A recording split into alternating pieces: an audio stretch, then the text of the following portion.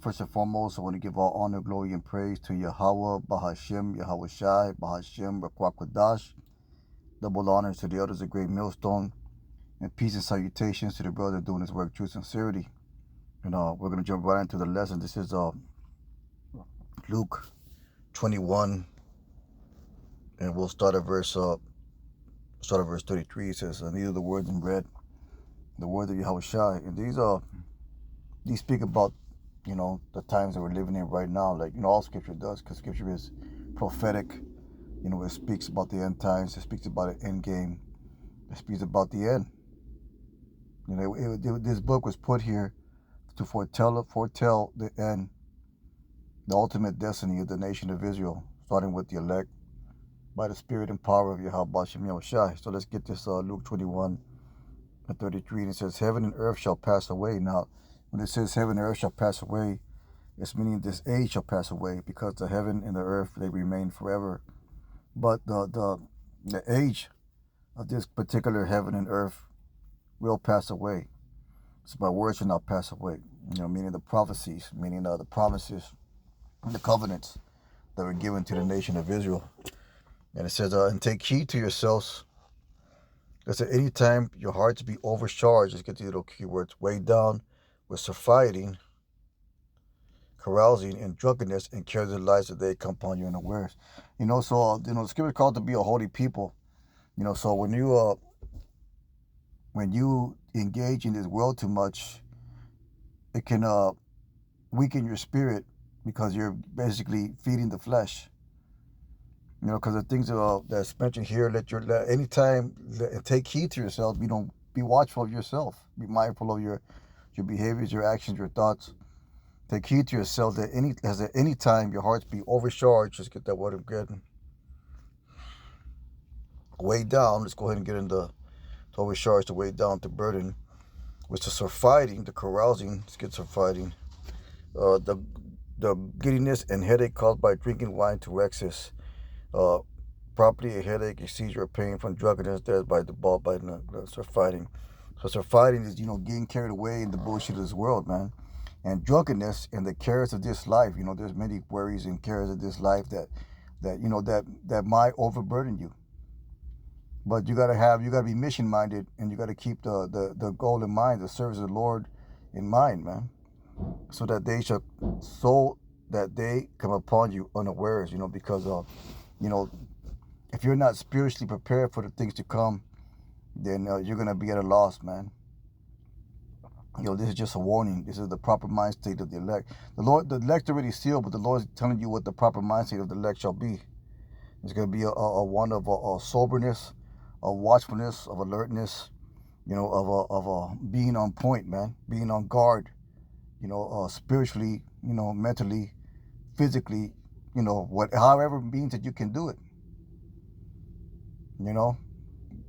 being the whole man.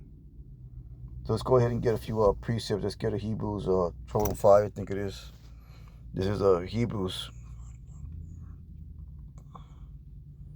It's a lot. Hebrews 12:5, it says, "And ye..." Let me see here.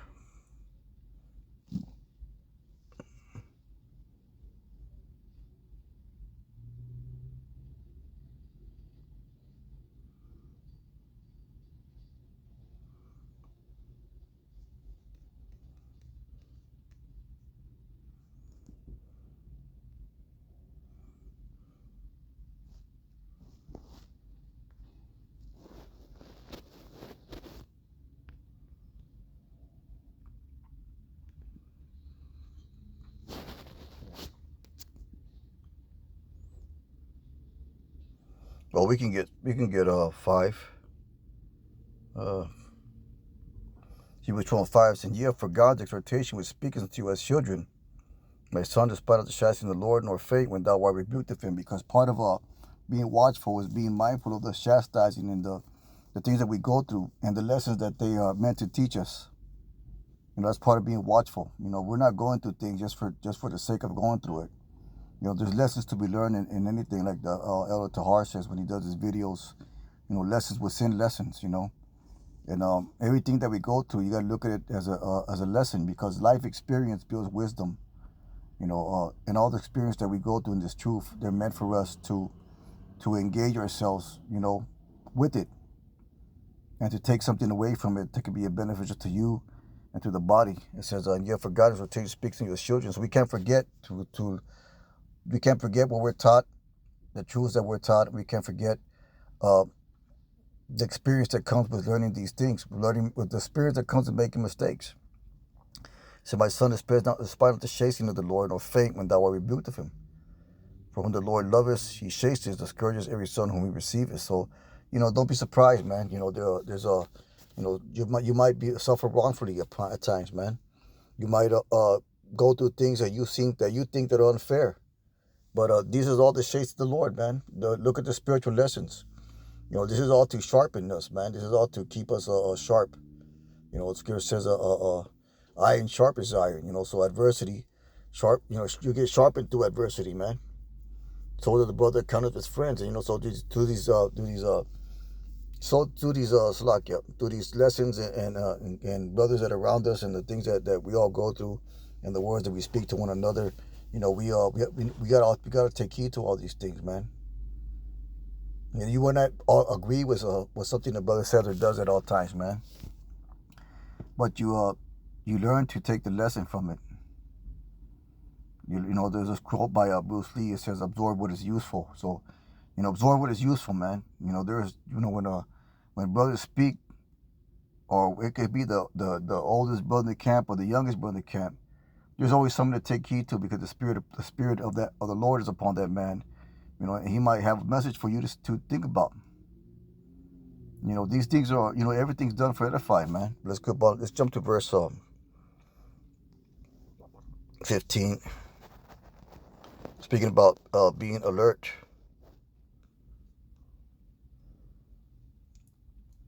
Well, we'll start verse 12. So wherefore lift up the hands which hang down, and the feeble knees. So there's a boldness that comes with being watchful. There's a boldness that got to come with was taking heed to watching. There's a boldness. Was alertness come. You can't be alert without being bold. You can't be feared. You can't be fearful and alert at the same time. There's a spirit of boldness that got to be upon you, man. So if we lift the hands that we shank down, and the feeble knees, that the scripture says that He's not giving us a spirit of fear.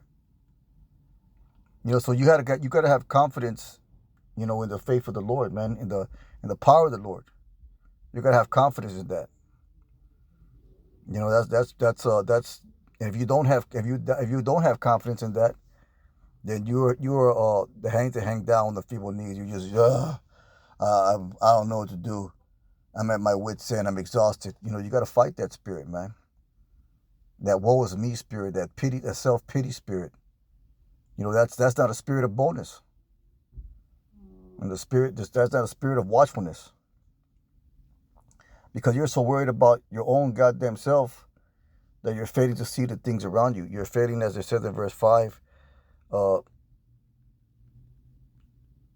you're forgetting the exhortation we speak to his children. You're forgetting that. But let's go ahead to verse 15 again. Look diligently lest any man fail of the grace of Yahweh, lest any root of bitterness bringing up trouble you, and thereby be the fowls of bitterness, man. Bitterness, that self-pity, that woe is me type spirit. That's bitterness, man. That, just having a negative fucking mentality in general. That's bitterness. That you can't have bitterness toward yourselves, or bitterness towards brothers, man. Brothers don't get along sometimes, man. Brothers have, disagreements sometimes, man. Brothers don't see eye to eye, but you still love that brother, respect that man, for his position in the truth. He's a son of the Most High. He's a man of the Lord. We look at each other like that. It says, "Lest there be the fornicator, profane, pretty Esau, whom morsel me so birthright." Because that's the spirit of Esau, man. That's the spirit of Esau, that fucking bitterness spirit, that fucking woe is me, self-pity spirit, that, that I'm going to get mine before, I'm going to get mine, but I'm going to make sure you don't get yours type shit, man. That's what that spirit is, but we're supposed to be opposite of that. We're supposed to be watchful and take heed of that. Let's get Ecclesiastes 9 and I think it's 16. There's Ecclesiastes Salak. Where is it at? Ecclesiastes 9 and 16. It says, I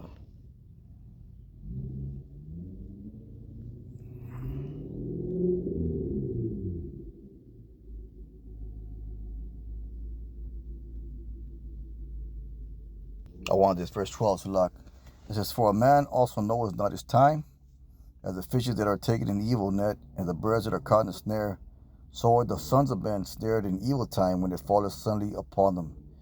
So to the rest of the world, there's this calamity of prophecy being put into action, the lamentations, warnings, and woe that's going to fall suddenly upon the sons of men, or the wicked of the earth, the 2/3. But as we read in the verse of Luke in the 21st chapter, it says, watch ye therefore, take heed. It was a watch and take heed. We're supposed to be of alertness and of boldness spirit, man, because we don't know the time. We don't know what's going to happen next, man. It's good, and the scripture says it's going to happen suddenly. So from one day to the next, this whole world system can just go bonkers, man. He can make Esau do some crazy shit where, a false flag attack, he can close down all the computers and you have no access to your money.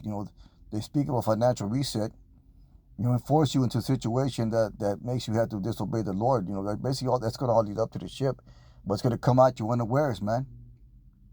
And if you're in the flesh, 2/3 are going to be in the flesh. They're going to bow down to that, and they're going to take the actions to preserve themselves, which most likely is going to cause them to sin against the Lord, man. But let's get Revelation 16 and 15. This is Revelation 16 and 15. It says, behold, I come as a thief. So you see that? The Lord's going to come as a thief. You don't know when a thief's coming to break into your house.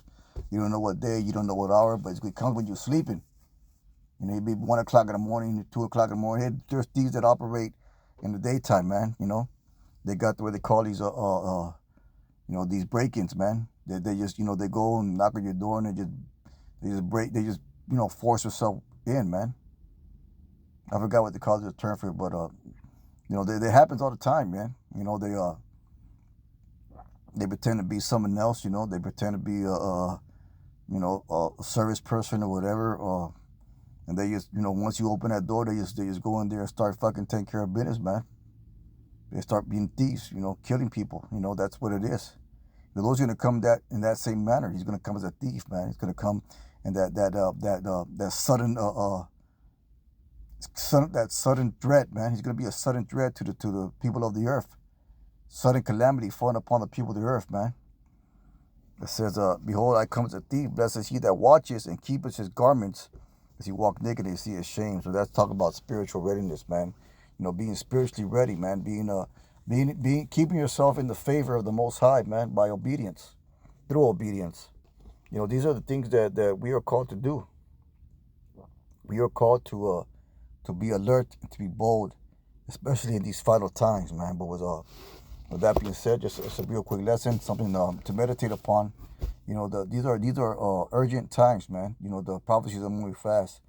These are times where alertness and boldness is going to have to be a must. And these are, you can pray for those things. You can pray to be more alert. You can pray to be more bold in the spirit, man. You can pray to be more centered, around this truth, man. With that being said, most I will and hope is edifying, that we give our honor, glory, and praise to Yahweh, Bahashem, Yahweh Shai, Kahala, Yahweh, Bahashem, Yahweh Shai. Let's keep on pushing. Shalom.